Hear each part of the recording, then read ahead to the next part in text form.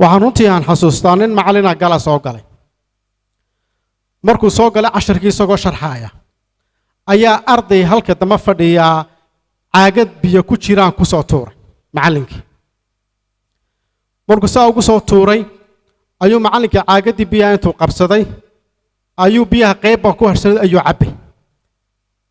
marka macallinku samirdu wax ku qoray markaasuu macallinkii yiri ilaahay kawtharka ha ka waraabiyo sida biyaha maanta ay siisay ardaydii way yaabeen macallinka xisadii buu sii watay markuu dhameeyay ayuu yiri dhageysta arday maanta ninka caagada ay igu soo tuuray aniga iguma soo tuuray waalidkii iyo aabihii buu ku soo tuuray qofka waalidkii ku tuurayna noloshiisa horumar ma sameeynayo ixtiraamna ma helayo laakiin waxaan idin sheegayaa anigu waxaan idin sheegayaa inaan cafiyay ardaygaas